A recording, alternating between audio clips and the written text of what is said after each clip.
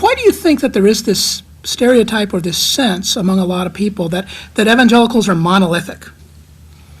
Well, I think there would be three main reasons. One is not irrational at all, which is coming off of the last election when I think it was the mid 80% of conservative evangelicals voted for Bush. Now, again, those are conservative evangelicals, and I think it's the Pew polling that's found that a good 40% of evangelicals are politically moderate. So you're not talking about all of the evangelical community, but I think that's related to the second reason, which is that conservative evangelicals really have been the face of evangelicalism for the last few decades.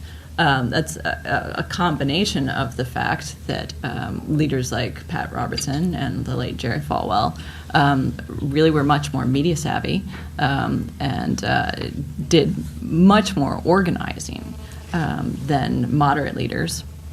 But I think it also was a reaction or a result of the marriage between the Republican Party and some leaders on the religious right.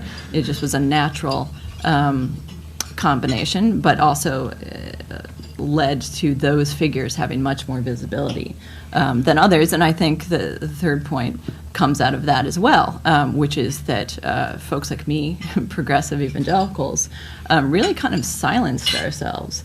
You didn't want to be associated with Pat Robertson's of the world. And in my case, in fact, I have one of the interesting outcomes of the process of writing this book for me has been discovering that I still am an evangelical. For a while, I would describe myself as someone who grew up evangelical or used to be evangelical. And it was only in realizing that I'd made the mistake as well of conflating a theological description with a political identification that I realized, no, if I go through all the steps, yes, I believe in the authority of the Bible and a personal relationship with God and all this. Oh, I am an evangelical too. And I think that's a process that's happening right now. In fact, I've seen through writing the book a number of people within Democratic politics who kind of come out of the closet to me.